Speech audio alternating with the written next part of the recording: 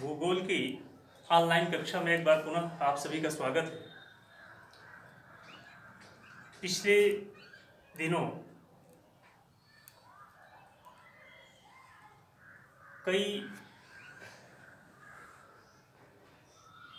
दिन आपको मानचित्र और मापक के बारे में बताया गया था। आज जो अगला चैप्टर हम शुरू करते हैं वो है मानचित्र प्रक्षेप।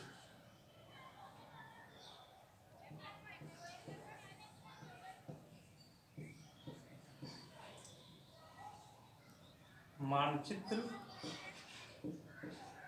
प्रक्षेप, इसको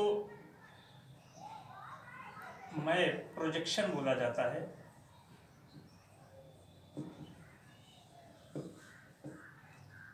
प्रक्षेप का अर्थ क्या होता है? अगर हम इसके परिभाषा पर जाएं तो प्रक्षेप का अर्थ होता है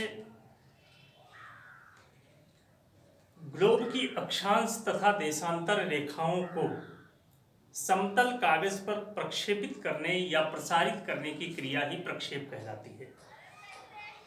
हम जानते हैं कि पृथ्वी का वास्तविक प्रतिरूप ग्लोब है और ग्लोब में अक्षांश और देशांतर रेखाएं बनी हुई हैं। पृथ्वी पर ये अक्षांश और देशांतर रेखाएं कहीं पर नहीं हैं, ये काल्पनिक हैं।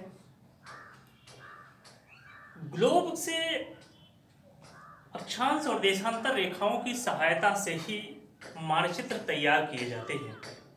अब प्रश्न उठता है कि ग्लोब की अक्षांश और देशांतर रेखाओं को समतल कागज पर प्रसारित करने की आवश्यकता क्यों पड़ी। लेकिन इसके पहले मानचित्र बनाने के लिए जिन अक्षांश और देशांतर रेखाओं की आवश्यकता होती है, जिनके माध्यम से यह मानचित्र बनता है, हम सबसे पहले उसको जान लें। इसमें से कितने ऐसे बच्चे हैं जो अक्षांश और देशांतर रेखाओं की परिभाषा जानते हैं? क्या आप बता सकते हैं? संभवतः बहुत से बच्चे ऐसे हैं जो अक्षांश और देशांतर रेखाओं की परिभाषा ही आज तक नहीं जानते। तो पहले आप उसको ये समझें कि अक्षांश और देशांतर रेखाएं क्या हैं। अक्षांश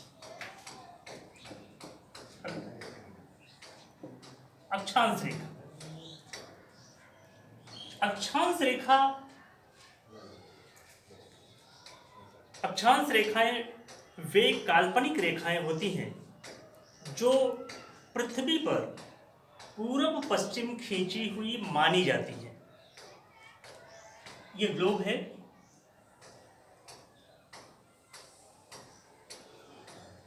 अब इस पर अक्षांश रेखा क्या परिभाषा बताएगी? अक्षांश रेखाओं की परिभाषा होती है कि अक्षांश रेखाएं वे काल्पनिक रेखाएं होती हैं जो पृथ्वी पर पूर्व पश्चिम खींची हुई मानी जाती है।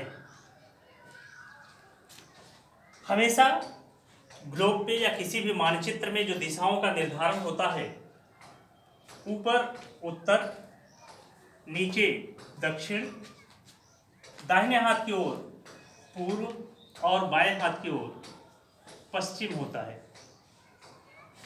अब इसमें पृथ्वी को दो बराबर भागों में बांटने वाली जो रेखा है उसे भूमध्य रेखा कहा जाता है, या इसे शून्य अंश अक्षांश रेखा कहा जाता है।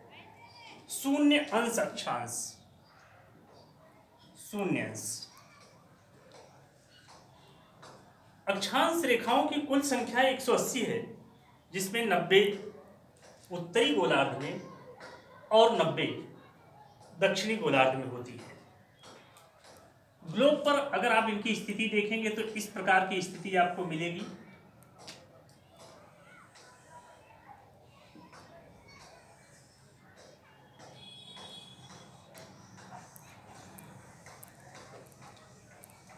प्रत्येक अक्षांश पर ये रेखाएं खिंची होती हैं। यहाँ पर चूंकि जगह कम है तो 10, 20, 30, 40, 50, 60, 70, 80 और 90। इसी तरीके से दक्षिणी गोलार्ध में ये अक्षांश रेखाएं होती हैं। 90 अक्षांश रेखाएं दक्षिणी गोलार्ध में और 90 अक्षांश रेखाएं उत्तरी गोलार्ध में। अक्षांश रेखाओं की विशेषता क्या होती है? अक्षांश रेखाओं की विशेषता ये होती है कि पहली बात तो ये पश्चिम पूर्व या पूर्व पश्चिम खींची हुई मानी जाती है। दूसरी विशेषता ये होती है कि जो शून्य अंश अक्षांश रेखा होती है, जिसको हम भूमध्य रेखा कहते हैं, भूमध्य रेखा इसको कहा जाता है, ये भूमध्य रेखा सबसे बड़ी अक्षांश रेखा होती है। जैसे जैसे हम उत्तरी ध्रुव की ओर जाते हैं या दक्षिणी ध्रुव की ओर आते हैं, अक्षांश रेखाओं की लंबाई कम होती जाती है और ये जो अंतिम 90 अंश उत्तरी अक्षांश है, 90 अंश या 90 अंश जो दक्षिणी अक्षांश है,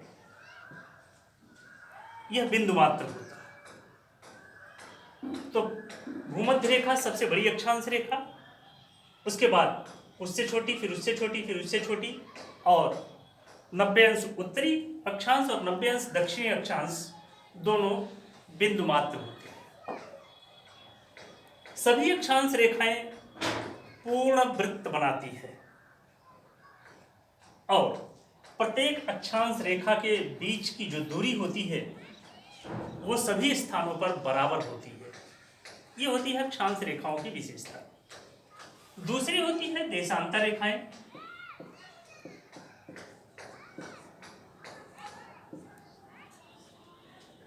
लॉन्गिट्यूड्स। देशांतर रेखाएं, इनकी परिभाषा होती है कि देशांतर रेखाएं वे काल्पनिक रेखाएं होती हैं जो पृथ्वी पर उत्तर दक्षिण खींची हुई मानी जाती हैं। ये कहीं पर पृथ्वी पर खींची हुई नहीं है, टोटली काल्पनिक रेखाएं हैं। फिर से सुन लें, देशांतर रेखाएं वे काल्पनिक रेखाएं होती हैं जो पृथ्वी पर उत्तर दक्षिण खींची हुई मानी जाती हैं। या हम ये कह सकते हैं कि उत्तरी ध्रुव से दक्षिणी ध्रुव को मिलाने वाली रेखाओं को देशांतर रेखा कहा जाता है। अब इनकी स्थिति क्या होती है? इनकी स्थिति होती है उत्तर दक्षिण, इस तरीके से।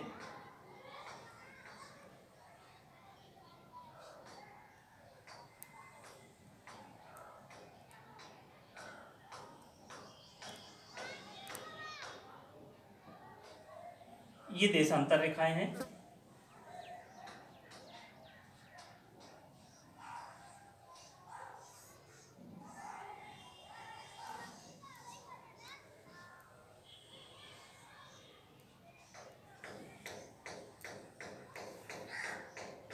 अब देशांतर रेखाओं की क्या विशेषताएं होती हैं?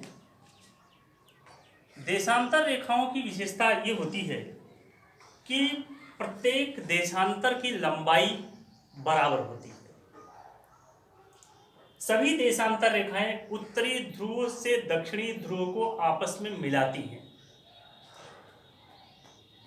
तीसरी विशेषता होती है कि देशांतर रेखाओं की कुल संख्या 360 है। 180 पश्चिमी गोलार्ध में और 180 पूर्वी गोलार्ध में।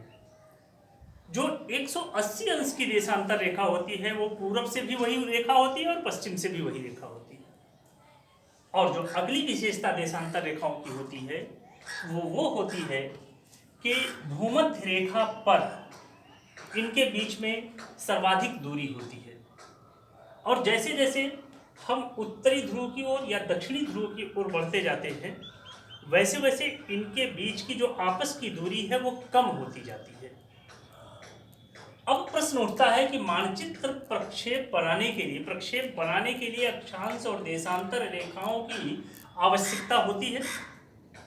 यही जो अक्षांश और देशांतर रेखाएं ग्लोब की हैं, इन्हीं को समतल कागज पर उतारने की जो क्रिया है या समतल कागज पर प्रसारित करने की जो क्रिया है, प्रक्षेपित करने की जो क्रिया है, वो प्रक्षेप कहलाती है।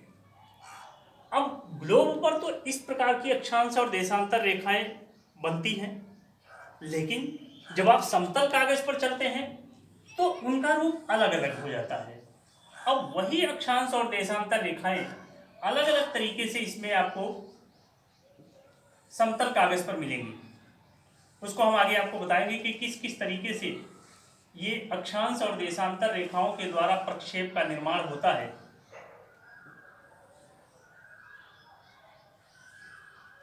अब यहां पर यह स्थिति बनती है। अब यही जो क्रिया है अक्षांश और देशांतर रेखाओं की समतल कागज पर फैलाने की जो क्रिया है उसी को प्रक्षेप कहा जाता है। अब प्रश्न उठता है कि आखिर अक्षांश और देशांतर रेखाओं को या मानचित्र को समतल कागज पर बनाने की जरूरत क्यों हुई।